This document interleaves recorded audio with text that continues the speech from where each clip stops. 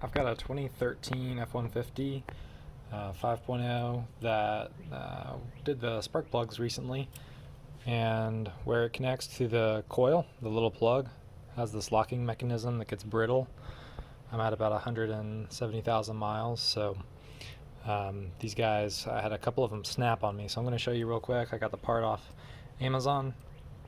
How to replace this without having to cut any wires. We're just going to pop the wires out of this connector and then pop them into this new one, and we should be good to go. So on this new electrical connector, I'll just show you what I'm doing real quick. I've got a miniature screwdriver here, and there's actually a slot right here that you can push in just lightly and just gently kind of pry that middle piece out, and ultimately you'll see down inside of this the little pins that you can push up and release the wire. I'll show you. So down inside, now that we have that out, it's hard to see in the video, but there's some little pins that you can push up on, and that's what releases the wire to then pull out of the back. And when you put the wire installed again, it should just clip in there. I've got the old one off, disconnected, and the middle piece pulled out.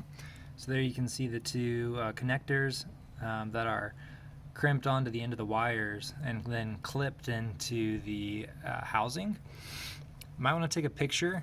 Obviously with this one, we're only using 2 of the 3 connections. And I took a picture to remember that my purple one is on this side and the other one's on this side. So when I go to reinstall them, I don't forget, and I have them connecting to the right terminals.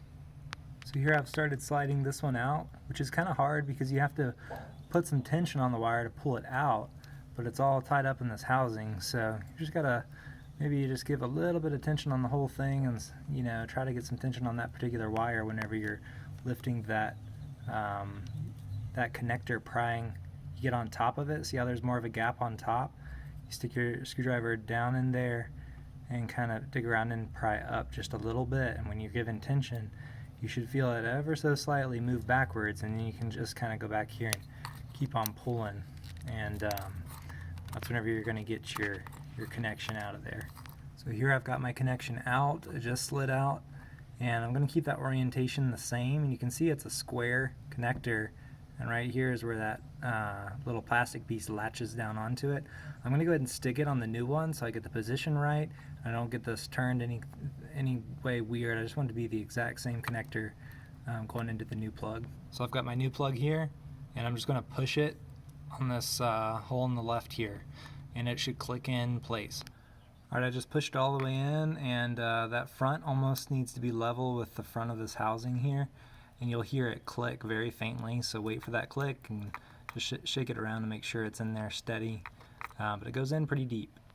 Okay, I just did the second one. Now I'm going to place the little plastic piece back in here, and when you put it in there, it's this top tab goes where you stuck your screwdriver to get it out.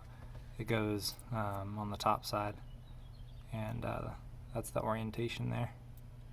And we've got it back on. Nice clean click down on here, and then we'll lock it in place. We are good to go. Hope this was helpful, guys. Give it a like, and good luck. Have fun.